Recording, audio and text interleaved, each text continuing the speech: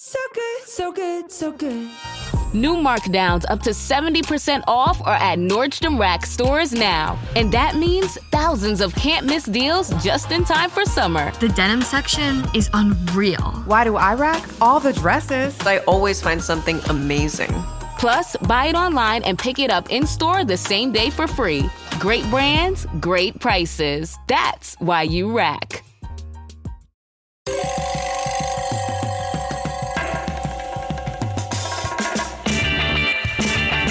This is Cop Talk, talking crime, cases, and backing the blue. Now, here are your hosts, Ed Mamet and Kevin Schroeder. Hello, everyone, and welcome to Cop Talk. My name is Kevin Schroeder, retired NYPD detective. I'm here with my co-host, retired captain of police, NYPD, Ed Mamet. Good afternoon, everybody. Glad to be here with Kevin and our guest, who I know very well and who's a wonderful guy. Thank you, Ed. Today our guest is George Grasso. George Grasso came on the NYPD, came on the job in 1979, and he was assigned to NSU 18 in Queens, working multiple precincts on foot patrol. And then he was assigned to the 6th Street precinct on patrol. And then from there, while he was in the 6th Street precinct, he actually went to law school at St. John's University. Nice program.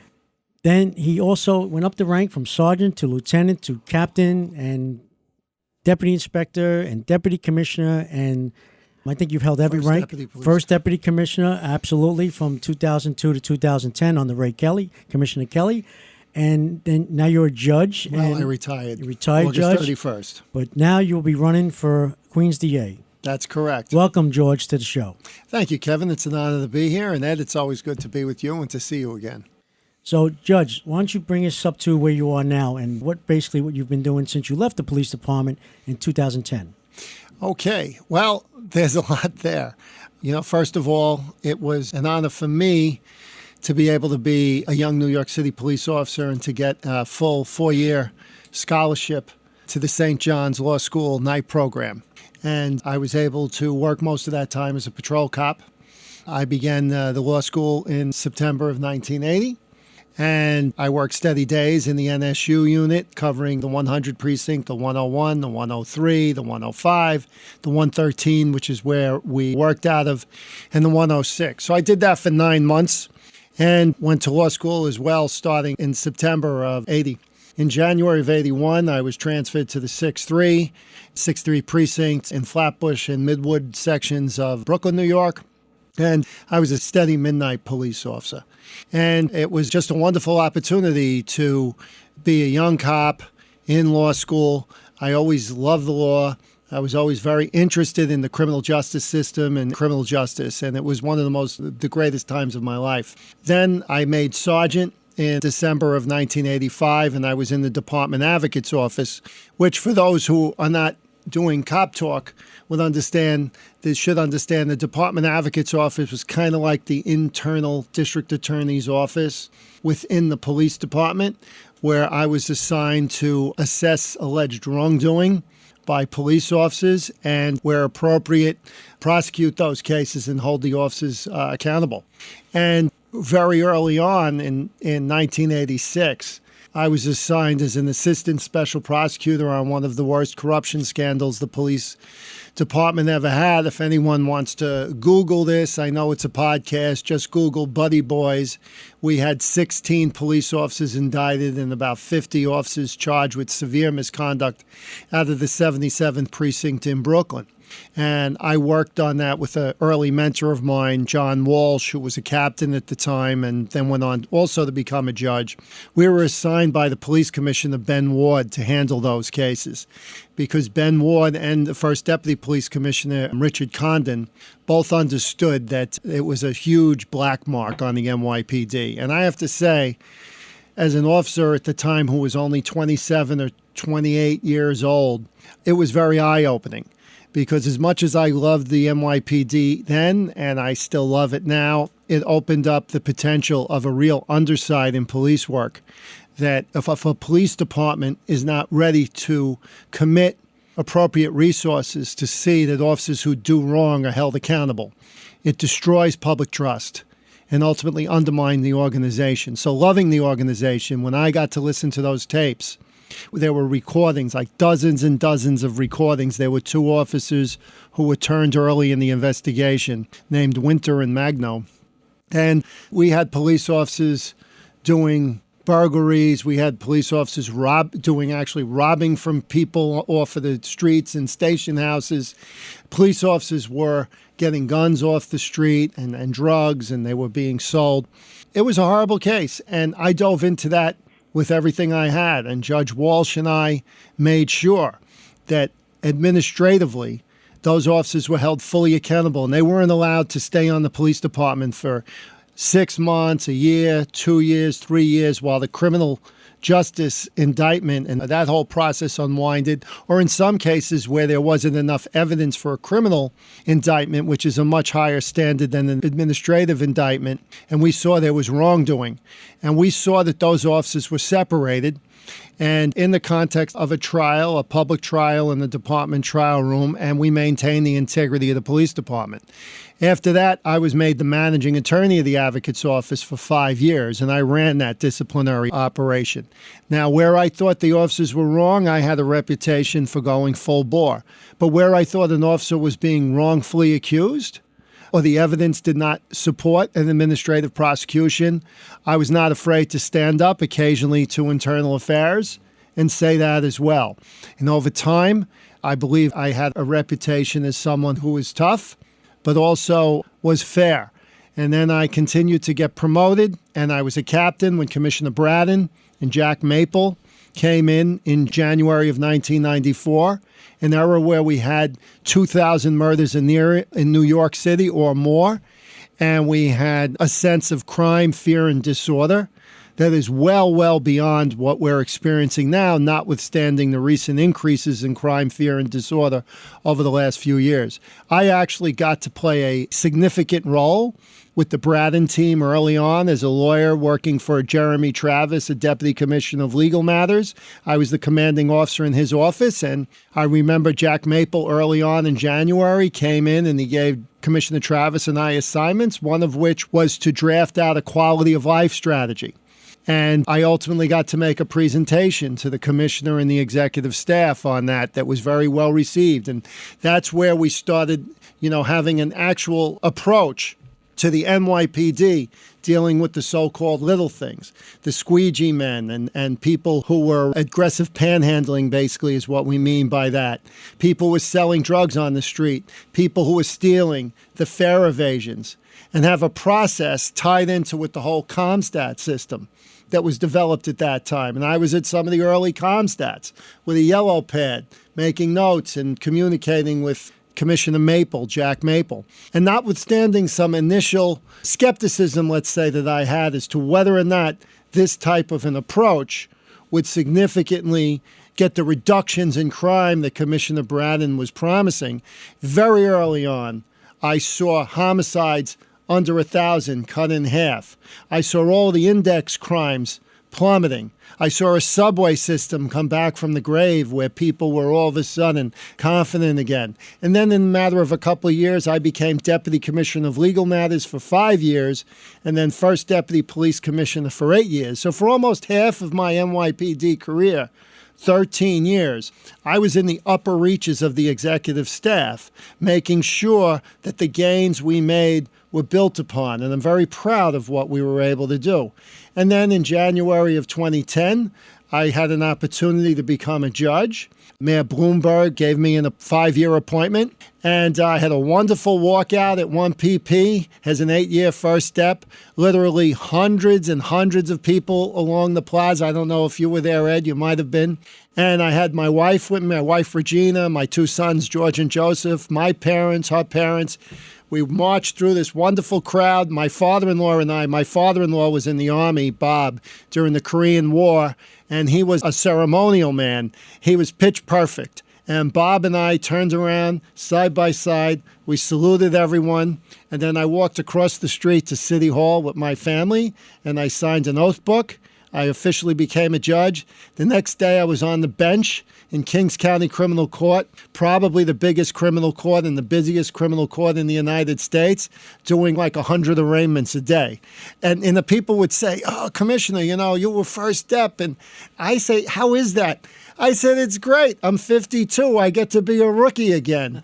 And then I just had another fabulous career in the matter, because the skill set that those of us were fortunate enough to serve in the NYPD, play by the rules, and do the right thing. The skill set's phenomenal. And the assessing, the basic common denominator is we know how to get things done. That's a skill that we can take with us, whether we're in law, whether we're in security, whether we go into real estate, you name it. That's a skill set. So within 2 years, I was made the supervising judge for citywide arraignments. We had a crisis in arraignments. Arrest to arraignments times over 30 hours when there was Court of Appeals case law called the Roundtree case that had been in existence since the early 90s that said it should be 24 hours. I was given the citywide job in about a year. We had citywide arraignments down under 20 hours. I then created youth parts called DATY and Project Resets, where we took young kids, 16 and 17, and they were getting arrested for the quality of life type offenses. We off-tracked them. We gave them a program focusing on self-esteem and consequential decision-making, and then we would just dismiss their cases or in some cases have the arrest voided. I then became the supervising judge in Bronx Criminal Court in June of 2016. There was I became the crisis guy, just like in the NYPD, going back to the 7-7 cases. I was always kind of like the crisis person. What do we do? Let's let Officer Grasso, Commissioner Grasso, Judge Grasso work on it. Let's see what happens. So we had another crisis in Bronx Criminal Court.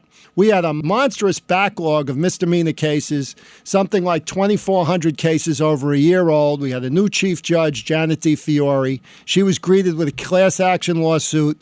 They made me the supervising judge of that court with a mandate to do everything possible. No new budget, just the mandate to drive that down. By the time the pandemic hit in 2020, in like March of 2020, we had that 2,400 down to about 160 cases over a year old, and that lawsuit was long gone. But what I'm most proud of in my tenure in the Bronx, I created a program called OAR, the Overdose Avoidance and Recovery Court. And that court was designed to look for people who, when they got arrested, whether it was for stealing, whether it was for drug dealing, whether it was for larcenous type behavior, trespassing, a whole variety of crimes, if they were assessed at arraignments to present with the possibility of serious substance use disorder, I directed the judges in arraignments to send the cases in court terminology forthwith to me, either immediately or the next business day. And I had a team. I worked with stakeholders. I worked with the defense attorney, Legal Aid Society, Bronx Defenders, District Attorney's Office, Police Department, and all kinds of service providers throughout New York City, such as the Center of Court Innovation, Bronx Community Solutions. And we would give these individuals wraparound services, inpatient, outpatient, whatever they were assessed to need, if they wanted to accept the opportunity.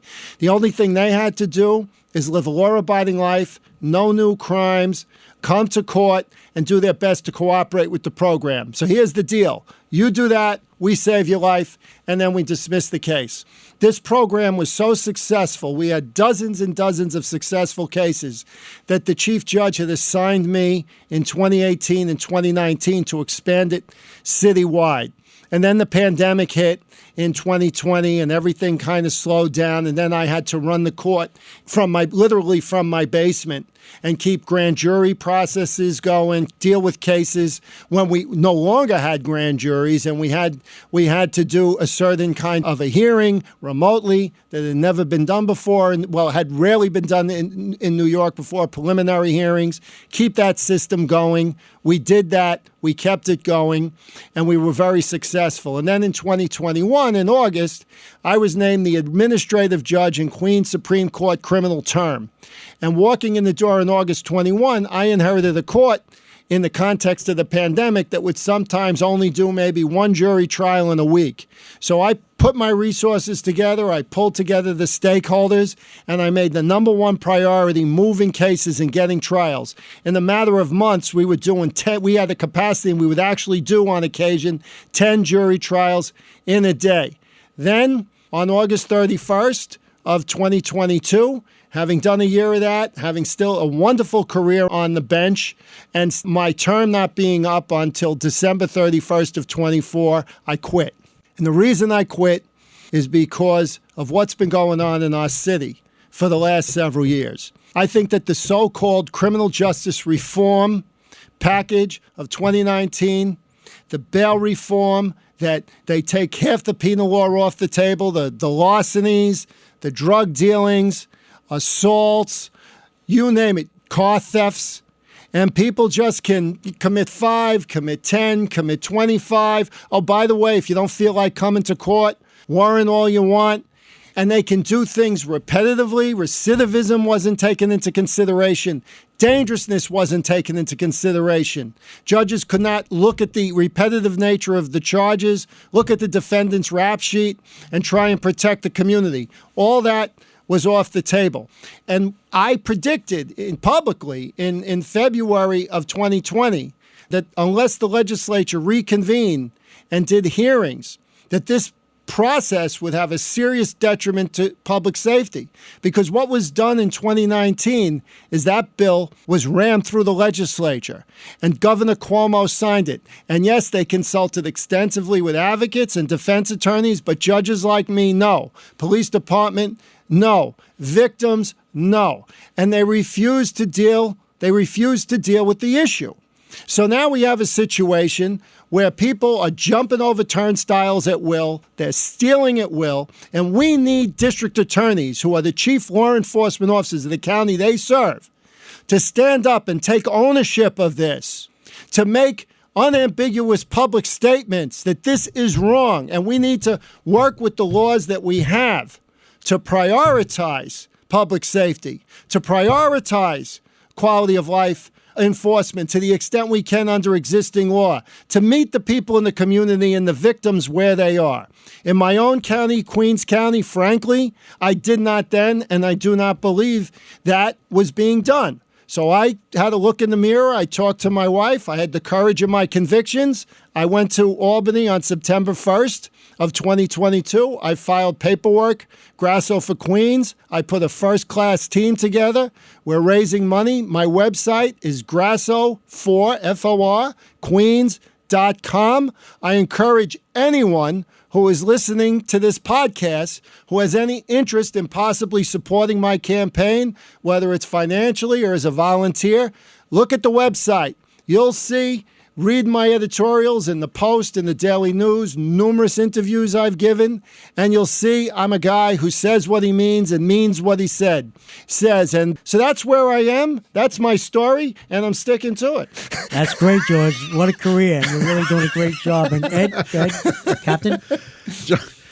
Last week was our first playoff game, and my plaque psoriasis was so itchy under all my gear. Sometimes just thinking about scratching could take me out of the moment. And then my doctor told me I could get clearer skin with a pill called Otezla. Otezla apremilast is a prescription medicine used to treat adult patients with plaque psoriasis for whom phototherapy or systemic therapy is appropriate. Otezla can help you get clearer skin after just 4 months. Okay, ready for the next game. Talking to my doctor about a pill was a total game changer. Don't use Otezla if you're allergic to it. Get medical help right away if you have trouble breathing or swallowing, swelling of the face, lips, tongue, throat, or arms. Severe diarrhea, nausea or vomiting, depression, suicidal thoughts, or weight loss can happen. Tell your doctor if any of these occur and if you have a history of depression or suicidal thoughts.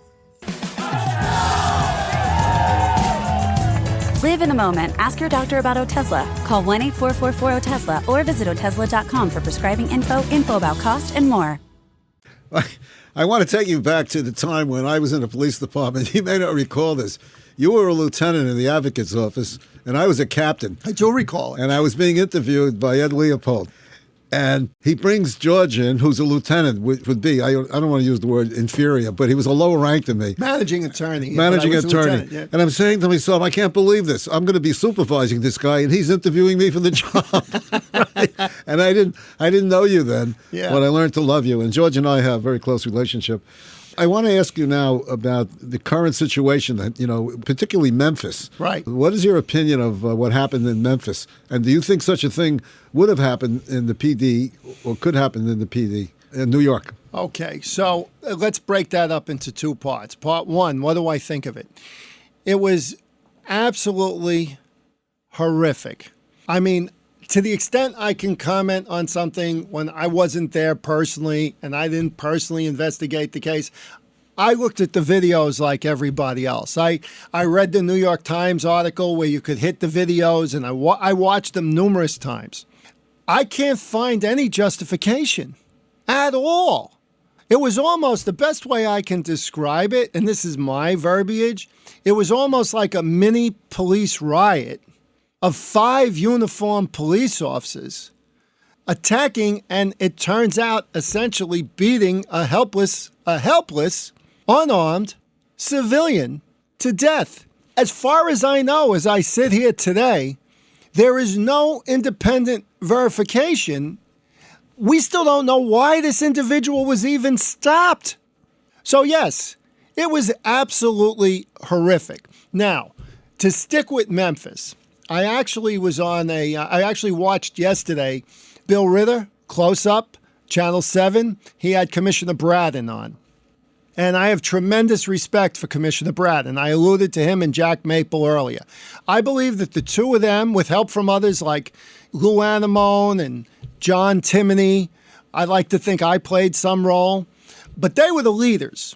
Braden and Maple. They came in with a whole new idea and concept. I think that Commissioner Braden is, as far as I'm concerned, he is one of the real leading law enforcement professionals in the country. And he spoke directly to that. And he was talking about apparently the training in Memphis for this particular unit was, I think it was called the Scorpion Unit. You'd think they could come up with a better name than that, by the way, in this day and age, right? But the training was abysmal. As far as what Commissioner Braden was saying yesterday, and I assume if he says this publicly, he looked into it. He was talking about 3 days of classroom training for this group. 3 days? In a major American city where your primary job is to go out and get guns off the street? And apparently one of the chief, or the chief, again from Commissioner Braden, had the same kind of a unit in Atlanta and had similar problems. So what's going on with the hierarchy? What's going on with the officers? And another thing to parrot what Commissioner Braden was saying, because I believe it absolutely, what Commissioner Braden was saying is recruitment and training. I'm going to add one more thing to it. I would say recruitment, training, and discipline. You must have, and you and I would talk, you saw me in the Advocates days. I took discipline seriously. Sometimes the unions didn't like that. And that would be too bad because I had a job to do.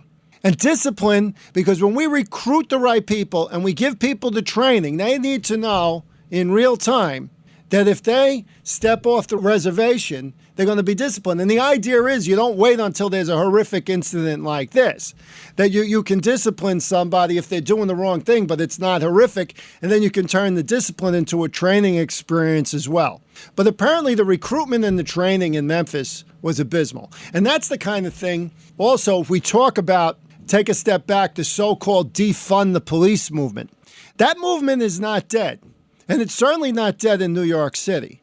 There was an article that I commented on last week in social media. I commented on my social media account, which anybody who goes onto my website, you can get to my social media. I've got Twitter and I've got the Facebook, and please take a look at, what I'm doing there. And if you like what you see or you're interested in what I'm doing, please follow me.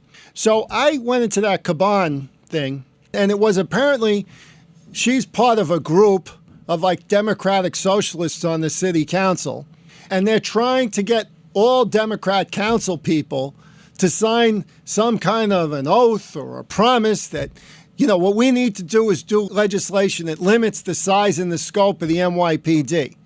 Well, how does that ever work? Limit the size and the scope in a city of 8+ million people when it's not just public safety in the traditional sense. But, we remember what 9/11 was like.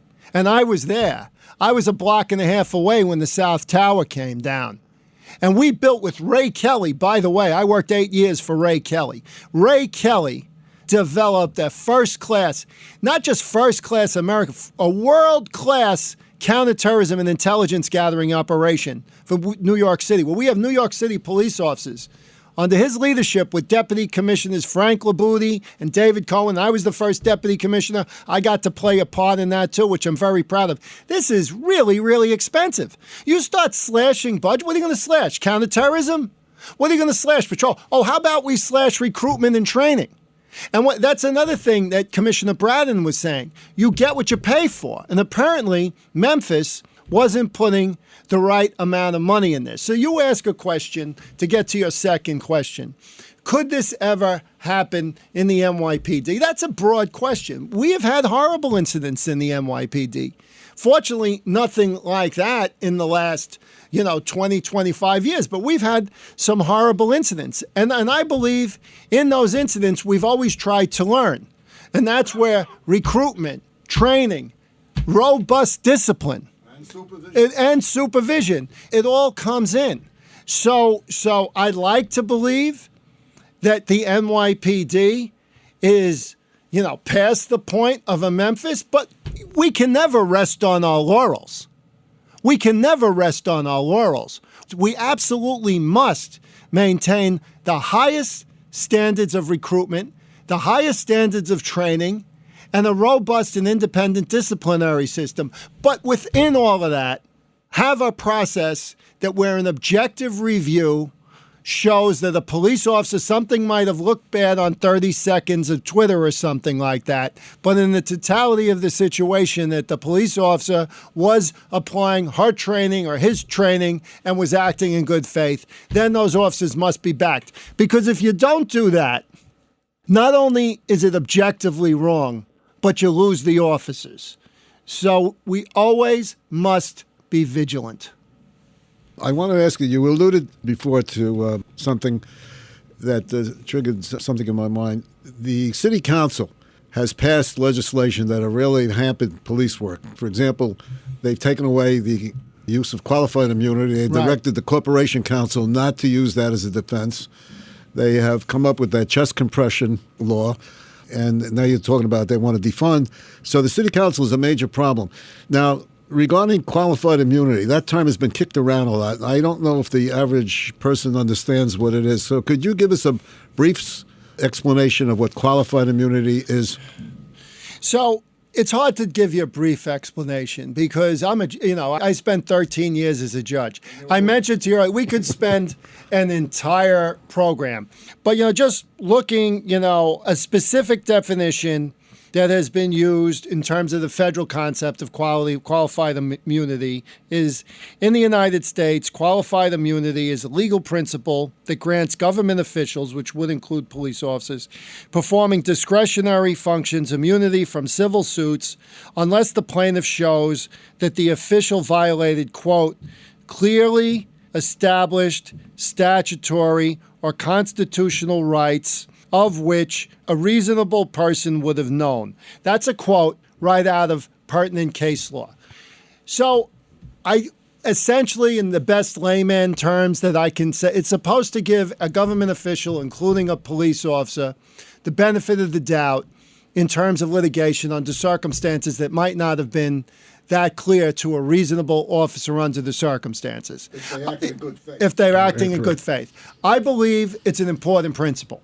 I believe that the city council erred when they removed that from the protection of police officers in New York City. I also believe that there are many things in the George Floyd Law Enforcement Act. I know it's named after George, something like the George Floyd Law Enforcement and Police, Reform Act, something like that. I'm going to say, frankly, I think that there's a lot of good things in that act. I think that things like creating, apropos of what we were just talking about in Memphis, talking about a national standard of training, national standards of raising up the recruitment, things of that nature. Some sort of a national standard of what's an acceptable use of force. So we have over 600,000 police officers in the United States. And by the way, as bad as Memphis was, I have to say this. To take any one incident, as horrible as it might be, to tarnish over 600,000 men and women in the sense of saying, do I feel that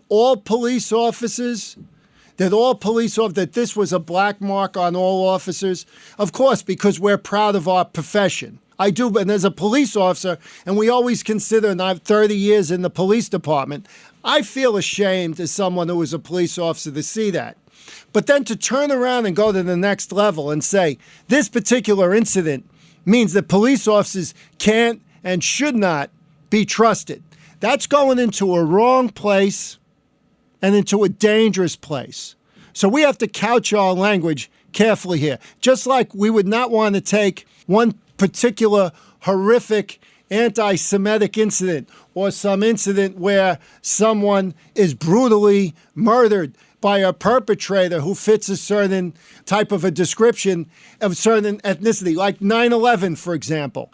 I thought President Bush, George W. Bush, was at his finest moment when after 9/11, he called on Americans to see this as what it was, a horrific terrorist attack by al-Qaeda and fellow travelers of Osama bin Laden. Not something as an indictment on the entire Muslim community. Unfortunately, some other presidents haven't walked that line as clear-cut as George Bush did. And I say the same thing with respect to the Memphis incident. Yes, that was horrific. And yes, we should learn from it. And yes, as a profession, we shouldn't be defensive about it. But let's not throw 600,000 police officers under the bus. That's unequivocally wrong. So those are my views on that, Ed. Very good, Judge. Thank you. And you're so right. Thousands of interaction with the police each day with the public, and, police do a great job every day. Unfortunately, sometimes issues like Memphis puts a black eye on the law enforcement community. However, that's one incident of thousands of interactions each day that the police do a great job. But that is an unfortunate incident in Memphis, and, we'll let the justice system decide what's going to happen there. With that said, Judge, you also bring... Oh, 1 second. Because then I wanted to say, when I was talking about the George Floyd Act, the part of it I don't agree with was a part that was passed by the House to eliminate qualified immunity. That part I absolutely disagree with. And furthermore, I think that it's something that will not pass and should not pass, by the way. So I think what responsible, they've got Cory Booker, senator from New Jersey, who's a Democrat, working with Senator Tim Scott, senator from the state of South Carolina, who's a Republican. I think it's their job to do what's right for the country here and not, be swayed by hard left or hard right politics, and take a look, especially in the light of what just happened in Memphis. And obviously what happened with George Floyd was another one of the most horrific incidents that we could ever imagine seeing.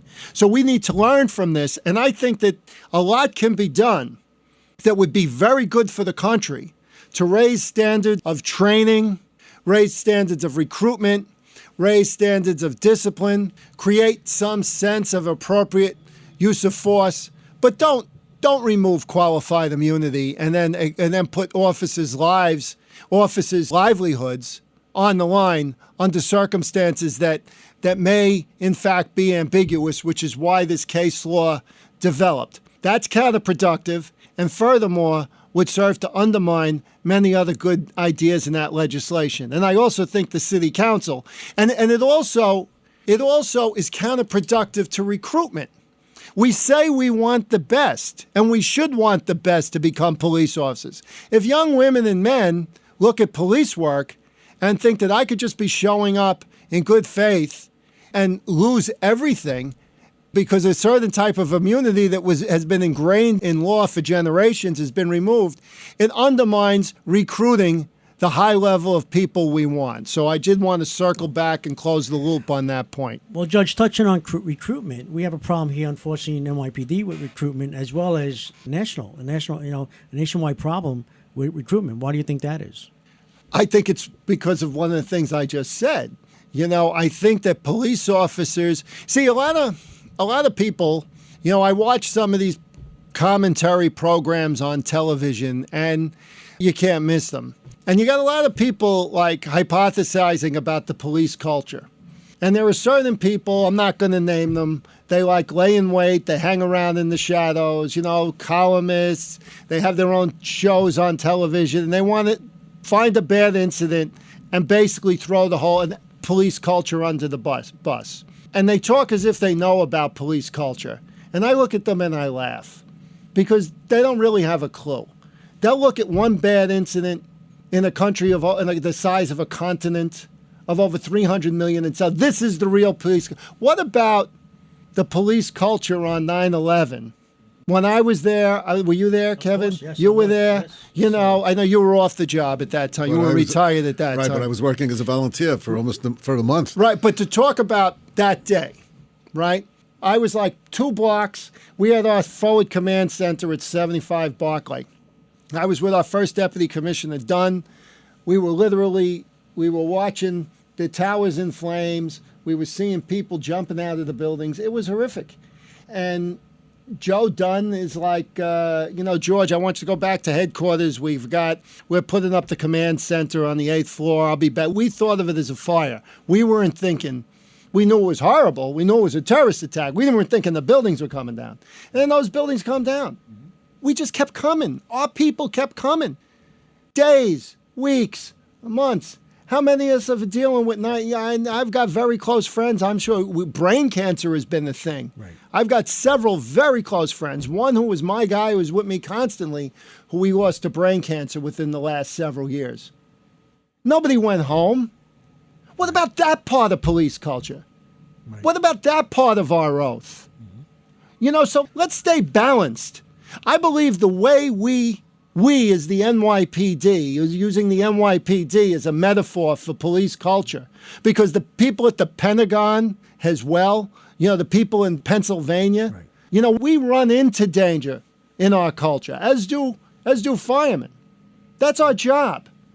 People take the job by and large, as what I've seen, speaking for myself, I would imagine you and Ed would feel the same. We take the job to help people, not to hurt people.